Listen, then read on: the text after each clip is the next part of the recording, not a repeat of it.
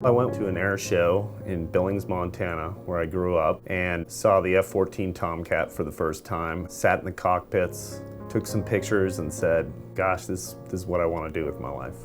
And as I was getting ready to graduate, I knew that to be able to pursue a career in the military, that education was important. You needed a bachelor's degree to become an officer and to become a pilot. So those were all things that I took into account as I was transitioning to the university.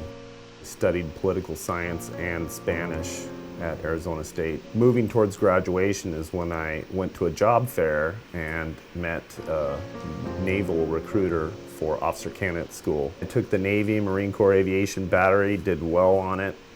He said, I can get you in 2 weeks. Next thing you know, about a month later, I was going through officer candidate school. It was just like the movies. They slowly break you down and they build you back up in a team concept. And that was just a great experience. By the time I graduated 13 weeks later, I was very excited to get going with flight school. I'm Michael Fagan. Do solemnly swear. Do solemnly swear. That I will support and defend. That I will support and defend. The Constitution of the United States. Today I got promoted to a Navy commander in the U.S. Navy, and I reflect back on my 16 and a half years of service so far. I started out getting winged in April of 2000 and learned to fly the SH-60 Bravo Seahawk.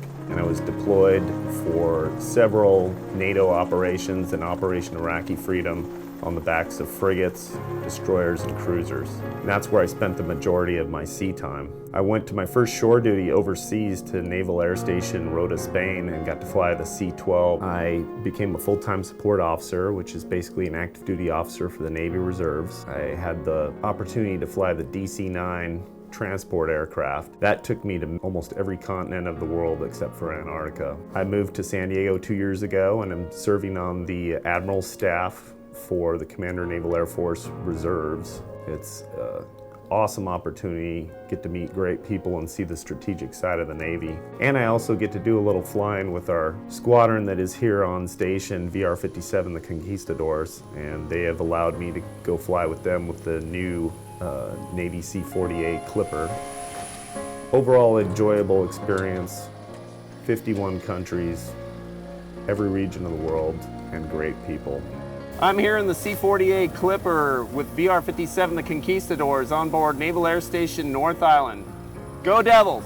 What I've learned as a commissioned officer in the United States Navy is that it takes a lot of dedication, time, loyalty to service, and loyalty to people.